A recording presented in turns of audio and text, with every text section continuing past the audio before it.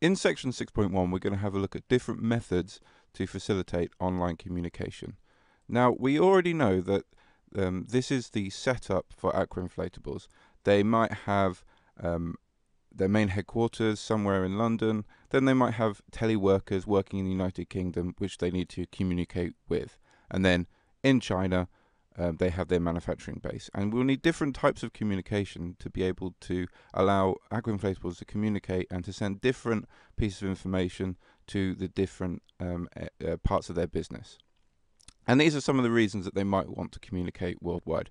They might want to supply design drawings, they might want to answer technical queries, they might need to send out contract communication with the manufacturers, they might need to discuss new products and pricing, and also they might need to send documents. So they might need to download documents, modify documents, and send them to the relevant department within the business. So the first method of communication that we're going to look at is fax machines. And a fax machine allows a piece of sort of paper to go into a scanner system. Then that gets scanned in, turned into an analog signal, and sent down a normal telephone line. And it kind of looks like this. If we break it up, this is the general parts of a fax machine. So we start off, if we're sending a fax, we put our piece of paper in, and just imagine a normal scanner where you put your piece of paper in, it will scan in and it will turn into like a digital signal. Then the modem will turn that into an analog signal, which gets sent to the telephone line. The fax machine would have rung up another fax machine, it would have come through, the telephone line would have received it, the modem would have converted it back to a digital signal, and then the printer could print it out. And what you're getting is a situation where you can put a piece of paper in one office, it dials up a fax machine in another office, for example in China, and it will then send that document pretty accurately to the relevant sort of office where you've been dialing to. This is an example of a one-to-one communication. So if you're asked in the exam about naming a one-to-one type of communication, a fax machine is a good example because it allows one fax machine to ring up another fax machine directly and send a piece of information. So there are different features of a fax machine. It's used to send an image of a document over a telephone line. There's some advantages to this. It can be cheaper to send than ordinary post. So if you imagine, instead of sending this document to China by post, you can just dial it in and fax it through. It's going to be a lot quicker as well than sending it via traditional snail mail.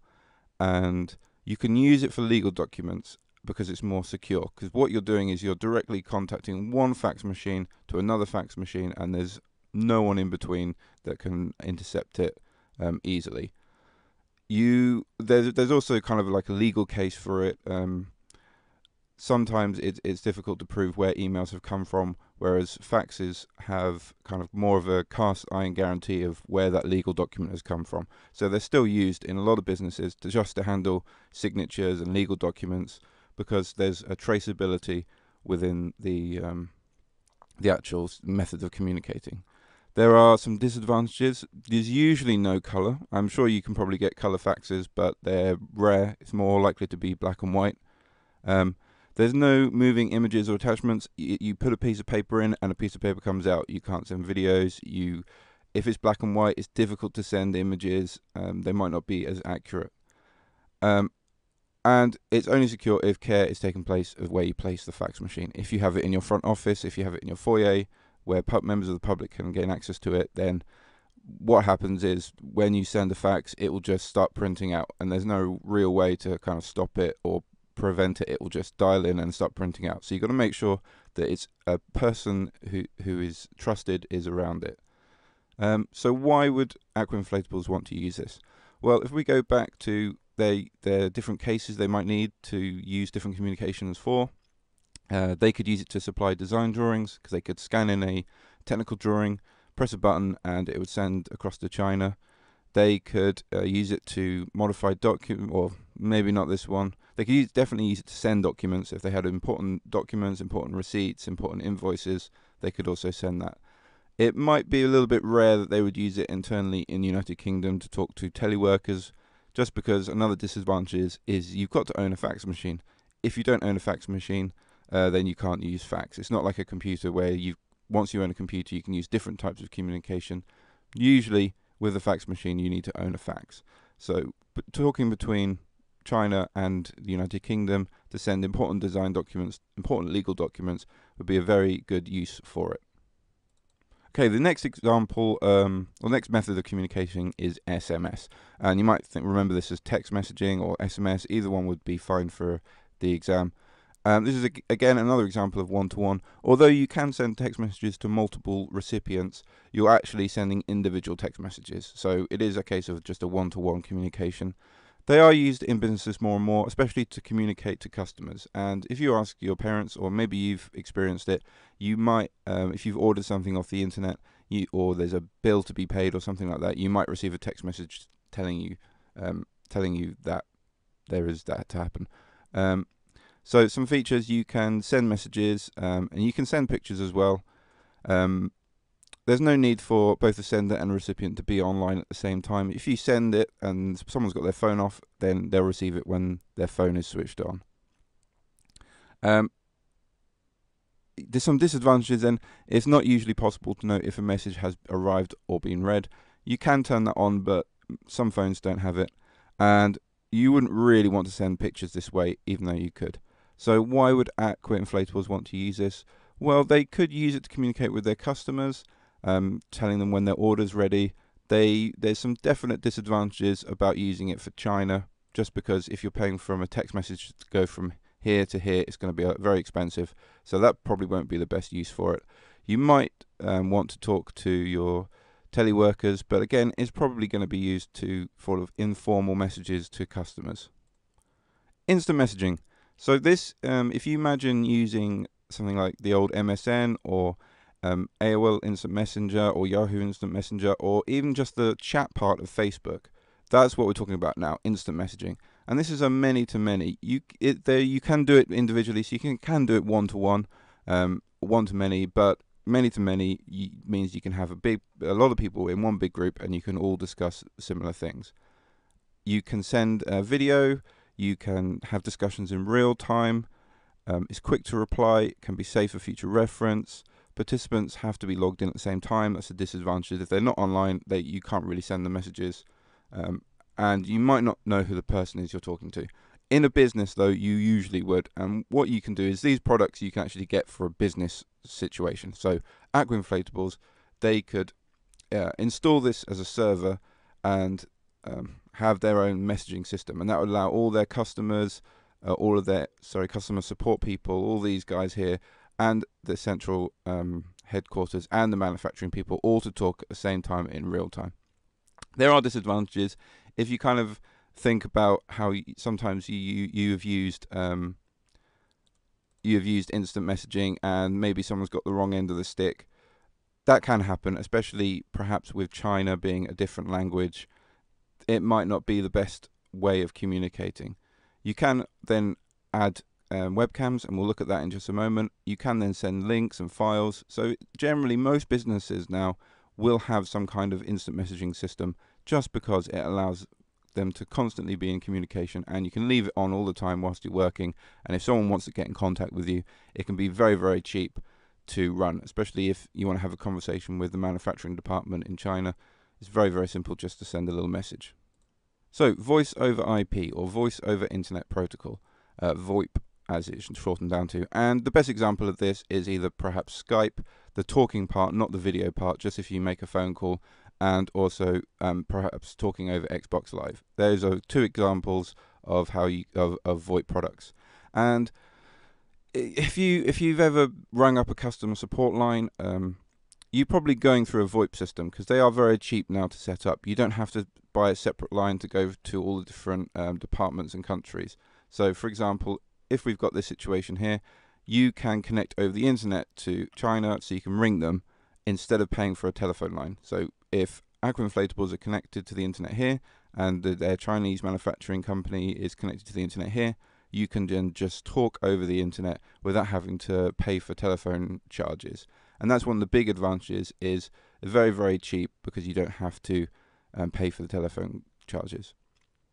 And this would be a very good product, a very good method also for your remote workers, because you don't have to get them to travel in. They can sort of just pick up telephone calls from anywhere, just from where they are at home.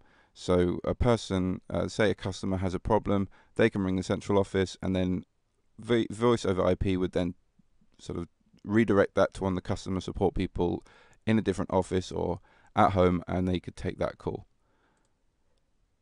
So there are some issues. If there are different languages involved, then that might have a problem sort of understanding each other. There's a lack of personal contact. Some people just like to go into a shop and talk to someone, or actually have face-to-face meetings. If the internet goes down, it's based on the internet. If it goes down, then you've got no system, and it can cost a lot of money to build up and to use. Skype is a free product, but then there are actually business class products that you can get which cost a lot more money, but allow you to do multiple groups to multiple groups and all different things that you wouldn't be able to do traditionally in Skype. So as soon as you press the video button, you're now doing something called video conferencing or teleconferencing. And if you look at this picture is very interesting because it's not perhaps what you usually think of when you think of doing a video chat with your friends. And this is more of a traditional business look at how to do teleconferencing. You'll have a group of people in one country or one office based around a table. They will have a camera that they sort of talk into, and then they will see the other group of people based in the other office, and they will have a similar setup. So in that way, it's very much like Skype. It's the same kind of technology, but it's usually encrypted, so only the people in the rooms can see. There's no chance of sort of intercepting the communication, and there is some other sort of different hardware, like the microphones will be based around different technologies, so they can pick up everyone in the room. And this is mainly a many-to-many method of communicating. So some of the features: you need to use cameras, microphones, monitors, speakers to send images, voices. You can even perhaps share your laptop screen so you can communicate. It's one of the more fluid ways of communicating. So it's more like being directly in a room with people rather than sort of one person in a computer room, one person in another computer room. It's more like being in the same room.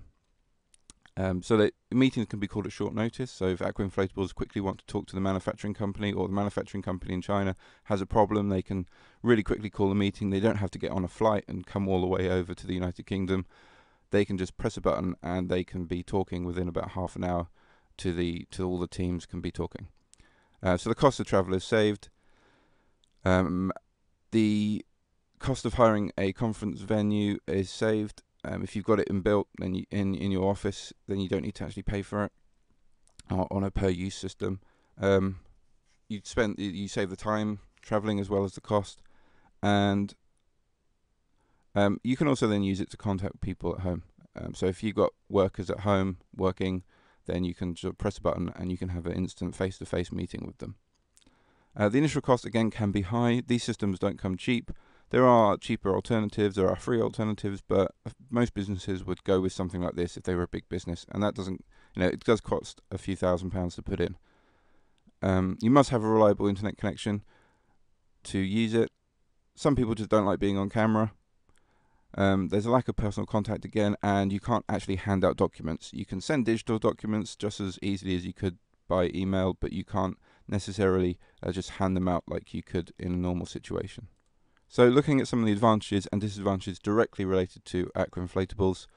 Again, we've got the time one, so employee does not have to spend time traveling to the meetings. They can save that time and use it more productively. The company does not have to pay for travel and hotel expenses.